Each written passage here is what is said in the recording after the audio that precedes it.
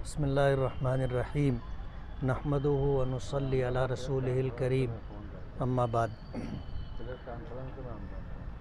बकरीद का त्यौहार सर पर है।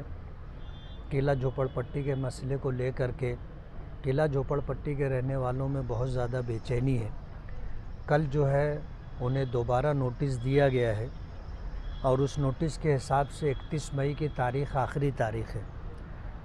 कल नोटिस तकसीम की गई, मेरा वहाँ जाना हुआ था। इस मसले को लेकर पिछले दिनों मैंने अजीत दादा पवार साहब से मुलाकात भी की थी और उनको लेटर भी दिया था और उनसे गुफ्तगू करने के बाद अंदाज़ा ये हुआ था कि 31 मई ये आखिरी डेट नहीं है। इसके बाद भी उनको बारिश का या इसी तरह लोक आयुक्त के फ़ैसले के बाद कि उनके पुनर्वसन के लिए उनको कोई न कोई पर्यायी जगह दी जाए, इसके पेश नज़र इनको कुछ महीनों का मौका मिल सकता है, ऐसे हमारा गुमान था। लेकिन मालेगांव किला झोपड़पट्टी के कुछ लोग जो है ये हाई कोर्ट पहुँच गए। हाई कोर्ट पहुँचने के बाद उन्होंने वहाँ पिटीशन डाली और हाई कोर्ट की छुट्टियाँ होने की वजह से ये हुआ कि जब दोबारा कोर्ट शुरू होगी 22 जून के बाद तो तुम 25 जून को आना। एक गलत मैसेज ये दिया गया कि कोर्ट ने 25 जून तक स्टे दे दिया है, जबकि कोर्ट के आदेश में ऐसा कुछ भी नहीं है।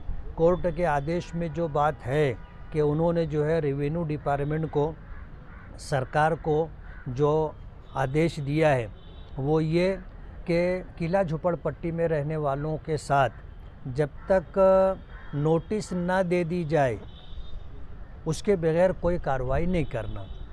उसी खाने को पुर करने के लिए इन्होंने दोबारा नोटिस दे दी। अब जाहिर बात है कोर्ट का ये मसला था। अब कोर्ट ने ये कहा था कि नोटिस देना, तो उनको कल नोटिस दे दी गई है। अब जाहिर बात है कि कोर्ट में अगर ये मसला खड़ा भी किया गया तो इनके पास जवाब है कि भाई हमने उनको नोटिस दे दी थी। किला झोपड़पट्टी के रहने वाले घर कुल योजना जो स्कीम है वहाँ जाना नहीं चाहते। उनकी डिमांड ये है कि हमको इसके अलावा कोई और जगह दी जाए और उनकी चाहत ये है कि उनको बाग़ महमूद में जगह मिले।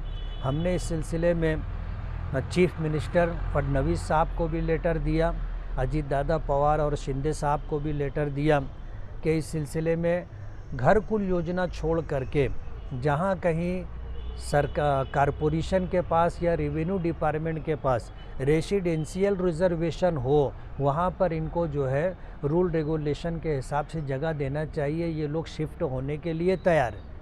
ये मसला चल रहा है, लेकिन कोर्ट में जाने के बाद अब सरकार का ये बोलना है कि मामला कोर्ट में आ गया है, अब कोर्ट का जो फैसला होगा उसके मुताबिक हम करेंगे। अब कोर्ट ने स्टे दिया नहीं है। कोर्ट ने कहा कि भाई कोर्ट में छुट्टी होने वाली है, जब कोर्ट शुरू होगी उस वक्त आना। अभी जो तैयारी डिपार्टमेंट की, रेवेन्यू डिपार्टमेंट की और ख़ास तौर पर कलेक्टर साहब की तरफ से चल रही है, उससे अंदेशा ये है कि इनकी पिटीशन खारिज हो जाएगी और इनके हाथ कुछ भी नहीं आएगा। उस मसले को लेकर के हम डिपार्टमेंट से कुछ चर्चा करने के लिए आए थे। इसी तरह जो है हमारे चर्चे में हम एडिशनल कलेक्टर है, प्रांत है और कलेक्टर है, इन तमाम लोगों से बात करेंगे। मैं अभी मौजूदा एमएलए का एक बयान सुना। चाबी प्रशासन या पुलिस डिपार्टमेंट जैसे चाबी गुड्डे में भरती है उस तरीके के जुमले बोलते हैं। हाई कोर्ट का ऑर्डर अगर उनको खुद पढ़ना इंग्लिश नहीं आता या उनको नहीं समझता तो किसी वकील से पढ़ा लेते।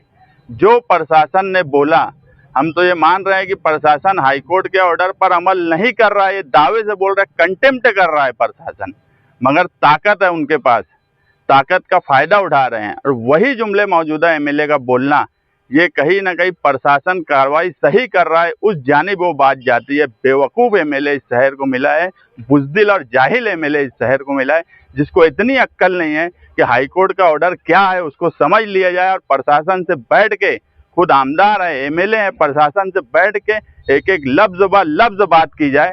नहीं तो एमएलए के अंदर अगर हिम्मत है तो प्रशासन की मीटिंग अभी की अभी बुलाना और मुझे बुलाना ऑर्डर के साथ। स्टे है कि नहीं है, ऑर्डर में क्या लिखा है, मैं एमएलए के सामने साबित करके दूंगा। सिर्फ प्रशासन की जी हुजूरी, प्रशासन ने जो बोला वो आके आवाम को बोलना और प्रशासन की हिमायत करना हर बात में हिमायत करना, लोगों के घर उजड़ जाए प्रशासन की हिमायत, लोगों के घर बर्बाद हो जाए पुलिस की जी हुजूरी, यही काम इस एमएलए का बचा है।